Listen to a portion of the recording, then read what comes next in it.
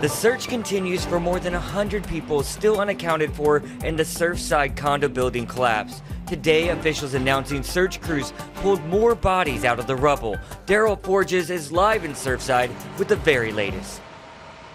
Good evening. So right now we are under 30 minutes away from a press conference by state and local officials giving us the latest information when it comes down to the search. And speaking of that search, I want to go ahead and give you a live look right now at the scene. You can see here right now crews are combing through the rubble as quick as they possibly can, but this just shows you how much rubble these crews have to go through. They've been working around the clock. This is now day 12 in the search. Now crews are dealing with several different issues now, including weather and also what's next when it comes down to Tropical Storm Elsa. Crews are sifting through the rubble again. The search momentarily paused Sunday night when what was left of Champlain Tower South demolished. Survivors had not been allowed back in. Valuables and priceless photographs lost inside their demolished condos. To lose your home and all your belongings in this manner is a great loss. But officials believe taking down the rest of the building would allow search crews to access more of the site safely. As we speak, the teams are working on that part of the pile that was not accessible before the building was demolished. The standing structure also posed a threat to public health and safety, particularly as the storm approached. Crews are not only fighting against unstable and dangerous conditions, but time. I said to the families 2 days ago that the chances to find somebody alive is close to zero. I'm realistic, but we are still full of hope. Turning to the investigation, experts have not yet determined an official cause of the disaster, but documents obtained by CNN shining new light into urgent conversations about the costly repairs the building needed. In the months leading up to the collapse, one presentation to residents highlighted damage to the concrete in the garage from 40 years of water intrusion. If we find out that this was entirely avoidable, which, because of action or inaction, it makes it just so much more acute and so important for us to act. And speaking of that investigation, throughout the day today, we've seen several dump trucks taking debris from the scene here to a separate site where it will be housed as evidence for those future investigations on the state as well as the federal level to figure out why did this condominium come down in the first place. Now, again, just under 30 minutes from now, we're expected to hear from state and local officials with the latest information on the search and what's going on there as well. But some good news to report is that this area, Surfside, is not in the cone of concern for Tropical Storm Elsa, but we could see the outer bands of this storm, which means we could see heavy wind gusts as high as 40 miles per hour and a lot of rain. Live in Surfside, I'm Daryl Forges. Thanks, Daryl, for that live report. Let's get to the other news of the day coming to you live here from the H&N Digital Center. That's right. Here at home, the National Transportation Safety Board is continuing its investigation into the cargo plane crash off West Oahu that injured 2 pilots. Lacey Denise has the update.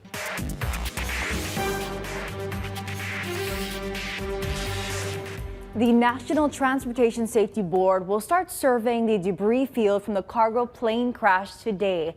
They'll use sonar to find the wreckage of the plane. Then they'll work to recover the cockpit voice and flight data recorders, also called the black box. That will give them vital data as they try to determine what caused the Boeing 737 to crash Friday morning. It's not clear if they will be able to salvage the plane at this point. NTSB investigators are scheduling interviews with the plane's 2 pilots, air traffic controllers, and Transair maintenance employees. We're told they also held a meeting Saturday evening with these key groups: the Federal Aviation Administration, Boeing, Pratt & Whitney, the National Air Traffic Controllers Association, and Rhodes Aviation. Rhodes Aviation is doing business as Transair, the company that flies cargo planes out of the Honolulu airport. Meanwhile, we learned this morning that the pilot who was critically injured in Friday's cargo plane crash has been discharged from the hospital.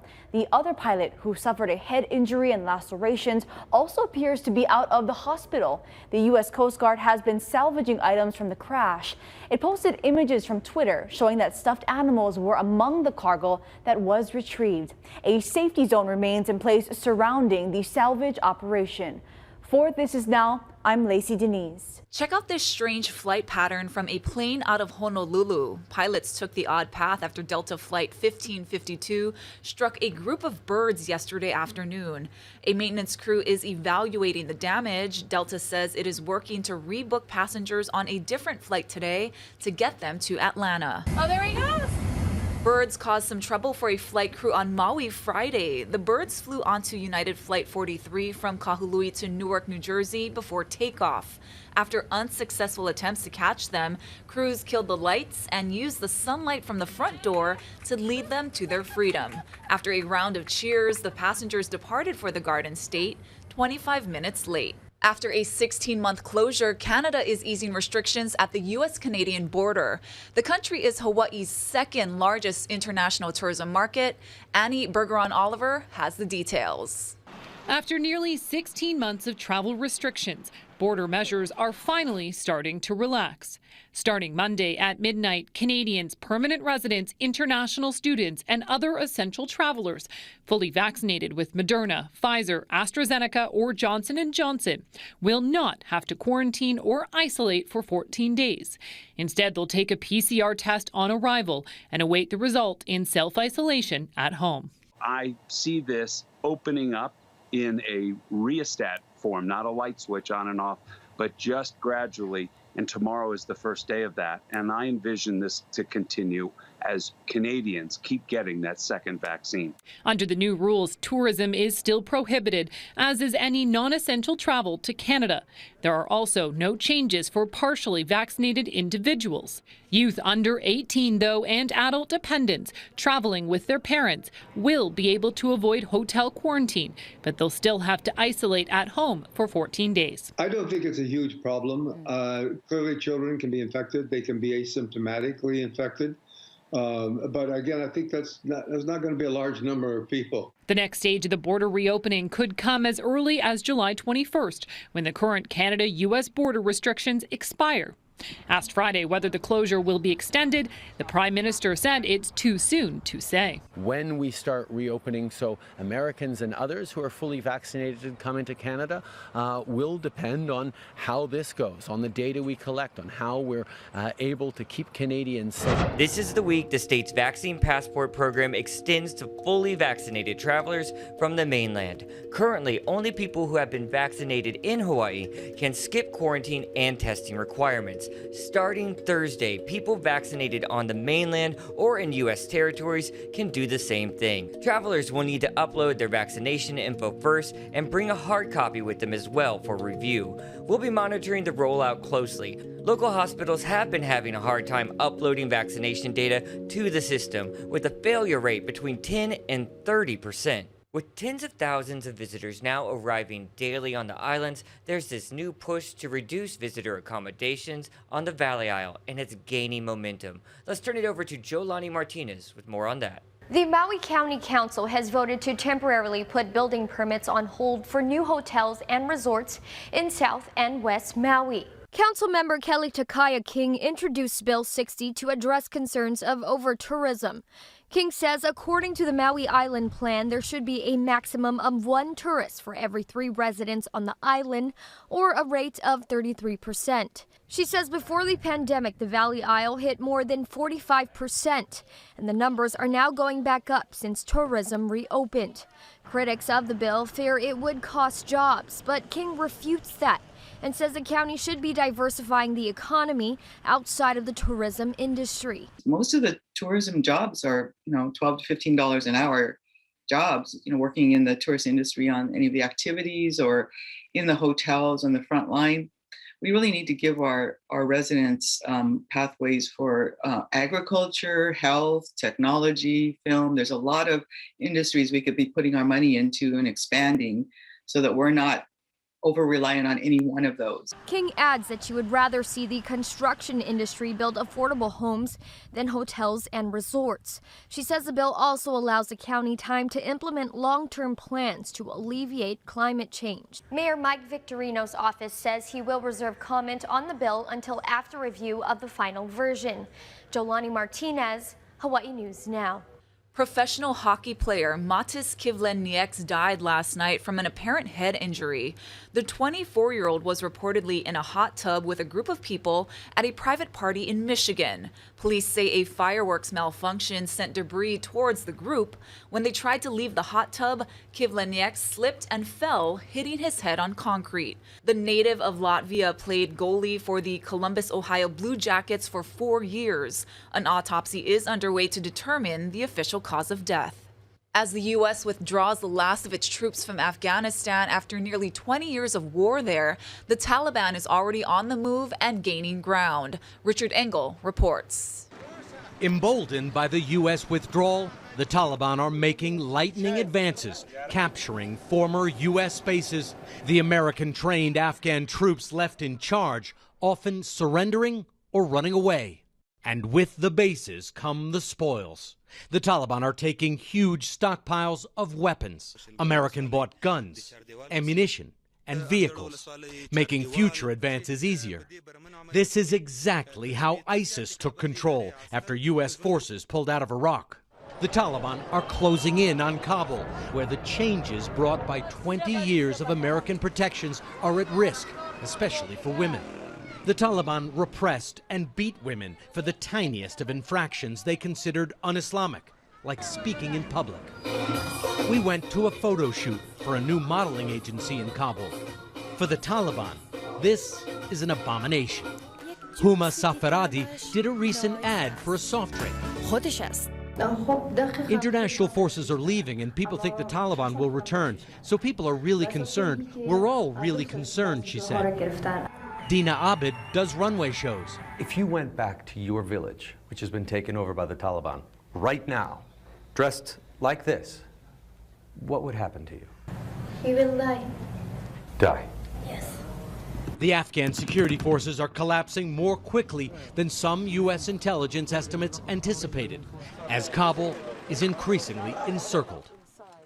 Encouraged and emboldened by the Taliban's advances, multiple Afghan officials tell me that al-Qaeda fighters and ISIS fighters are coming now into Afghanistan through Pakistan, the same route al-Qaeda took before 9/11.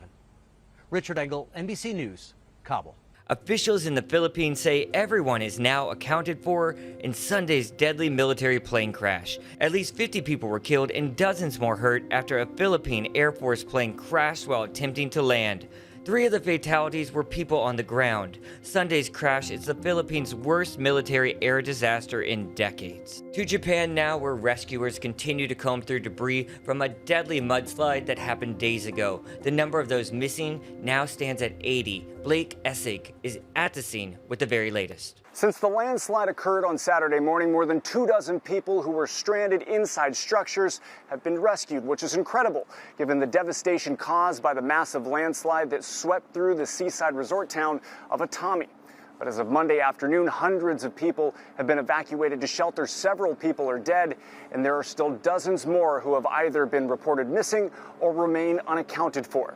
For a second full day, more than 1,100 people are now assisting with search and rescue efforts. We've watched as crews use chainsaws to cut their way through the wreckage, searching for survivors. Drones and helicopters are being used to survey the area. Coast Guard ships continue to scour the coastline, and we saw at least one dog being used to squeeze inside partially collapsed buildings. The landslide cut a path of death and destruction, turning what was once a residential area into a wasteland. Atami City officials say 130 homes have been completely destroyed, either buried or swept away, while an additional 100 to 300 homes have been damaged. Now, the governor of Shizuoka says the prefecture will investigate the cause of this landslide, and one theory that will be looked into is whether it was caused by housing and development projects that have deforested the area above Atami and possibly reduced the mountain's ability to retain water. Blake Essig, CNN, Atami, Japan. To the latest coronavirus numbers now here at home, the state health department is reporting 48 new infections and no new fatalities. The breakdown by island includes 6 cases on the Big Island, 1 on Kauai, 1 on Maui, 34 on Oahu, and 6 out of state. I want to take you live outside right now. You're looking at Oahu's South Shore right there, and there is some surf out there today. For an update on that, here's Billy V.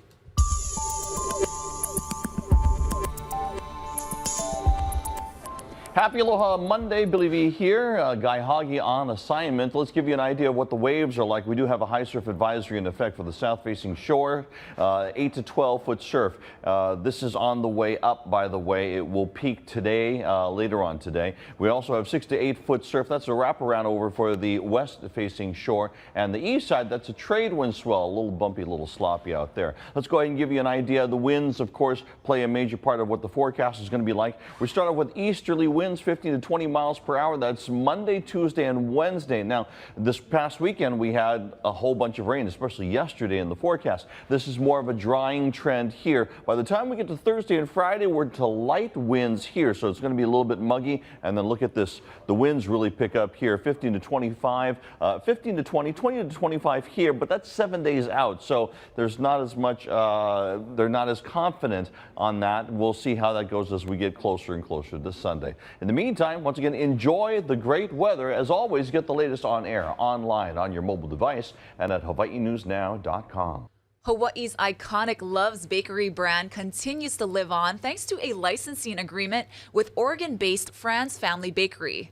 In celebration of Love's 170th anniversary, there is a new campaign to support Hawaii nonprofits. For more on how to nominate an organization, here's Victoria Craybill, Corporate Marketing Manager. The Spirit of Giving is actually an annual program that Fran's has done for 10 years during the holidays, something that we initiated a decade ago because we really wanted to give back and thank all the communities that we serve during the holiday time. We thought it was the perfect time to connect the anniversary of the Love's brand and bring the Spirit of Giving to Hawaii. So we thought this was the perfect way to commemorate the brand and celebrate at the same time and kind of get to know the communities in Hawaii and give back. What kind of nonprofits are you guys looking for, and how can people nominate a nonprofit? So you can nominate right now by going to lovesbakery.com. All entries will be taken via the website through August 15th. So all you have to do is nominate a nonprofit that is in Hawaii and 501c3 verified. We will be selecting 10 nonprofits and each will receive $2,500. We are looking for nonprofits that help communities, give food, things like that. Anything that the communities in Hawaii need, we want to see that. And Love's Holding will also be supporting the selection process of the 10 nonprofits. So it's partnership between Fran's, HFA, and Love's Holding. What was it about the Love's brand that attracted the Fran's Family Bakery, to kind of take it over and see that it lives on? What is really cool about that question actually is that we have been partnering with Love's for a decade on stuffing, donuts, and croutons and buns. So we've had a really long partnership. And unfortunately, with COVID-19 and the pandemic and the bakery closing, the opportunity came for us to continue the brand. And we found it to be an honor because we really enjoyed our relationship and partnership. So, we were able to continue the brand with a licensing agreement, and we're so happy to do so. And I gotta say, you made a lot of people really happy in Hawaii recently with the announcement that you guys are bringing back the white powdered donuts. How did that decision come about to bring those back? We knew those were one of the most popular items. So that was really at the top of our list to bring back as soon as we could. So they're available in all Costco's right now. And later this summer, we look to be bringing back the powdered donuts in the boxes to other retailers throughout Hawaii as well. So more to look forward to on that. So just if you follow us at Love's Bakery Bread on Instagram, we'll be making all those announcements there. So more donuts to come. Ashley, you're always making us hungry here. I can't wait to get those donuts. Me too. Look really tasty. What else is the internet talking about? So sorry, Jeff Bezos, but it looks like Richard Branson may be the first billionaire to travel to space. Virgin Galactic says its founder will be on the company's next test flight out of New Mexico, scheduled for July 11th.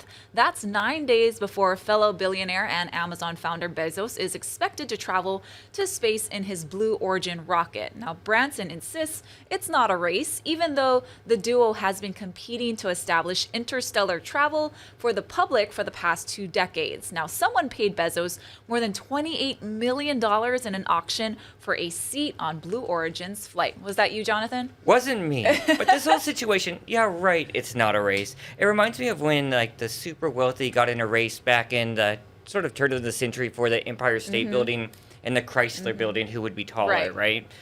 Oh, if you have the money. Yeah, right? Absolutely. And this is funny. So some say winning an Olympic medal is a lot like getting a tattoo. It takes desire and dedication. You have to go through some pain and suffering, and hopefully in the end, you're thrilled with what you come home with. Yeah, I see the comparison, sure. So here's a look at some of the ink being sported by America's Olympians. I started when I was 18, and before I started, I didn't even think I was gonna get tattoos. And then I ended up getting this one right here, Skate and Destroy, your classic Thrasher magazine saying. It slowly just became an addiction. My mom wasn't that down for it at first. She definitely didn't want me to get my neck done, but she's gotten used to it now. So my tattoos, I got focus on my chest. I realized that don't matter what life comes at you, you have to be focused. A lot of people lose their focus, and before they know, their dreams start to slip. I have a lion. You have to be tenacious, you gotta be hungry, you have to want it. And it's always a reminder. My husband and I actually got it on Valentine's Day, and we love because he first loved us. I think it's just a constant reminder. I think it means staying true and that you're not alone in everything that you do, that you have a purpose, and yeah, it means a lot, honestly. When I turned 18, we went to Tahiti and we met up with this artist who's done my dad, his brothers, and stuff like that. He's kind of like a family artist. He doesn't even like draw it out, so I don't see it until he's completely done with it on my leg. It goes back to all like my roots and family origins, and every symbol and stuff has like a different meaning, and it's really powerful. Tat it up, we gonna tat it up. And then I also have one right here. It has not as much meaning and stuff. It's my signature trick. It's like this little cartoon figure with his hand like in like a potted plant sort of thing. So like a hand plant, ha ha ha, you get it. I would show you, but I'd have to, you know. It's all right. My grandmother's name is Hattie Wade Rakes, and I have her name on my wrist, and she passed away in 2016, but she was someone that really helped me believe in myself. She gave me my first set of pearls, and I always loved my pearls. She always would say pretty girls wear pearls, because I was a weird looking thing. I was really tall, my arms were long, like I was skinny, but she was the one that was really like, you know what, you're beautiful in who you are and carry yourself that way. I always have on my pearls. I have my pearl earrings in. Ah, I do. Yeah, I mean, I have 3 different animals on my sleeve. There's an alligator, black bear, and the eagle. I mean, I've always been fascinated by animals. I think there's a lot of things I can learn from animals and their habitat. I don't know, you just watch either a cheetah hunt, you watch an eagle swooping down to catch a fish or anything. It's just very fascinating the way they work and operate, and are just able to kind of shut off and let instinct take over. Tattoos are always fun to get. Whenever I'm like hurt or something, you notice me getting tattooed a bunch because I get bored. Still got my back, and I still got some on my stomach, so yeah, still got some more to go. Nice. And don't forget, right here, KHNL, your Olympic station starting July 23rd. Love the backstory there of him on his tattoo, the hand plant. I get it.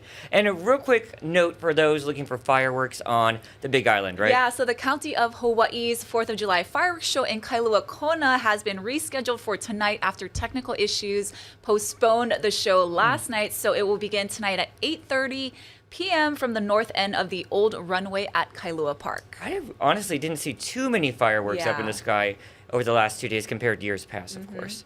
All right, guys, that's going to do it for This Is Now. We're going to be here all week long coming to you from the brand new H&N Digital Center. So we'll see you on your Tuesday. A reminder, no First at 4 today on KHNL. You guys have a safe day. Aloha. Bye.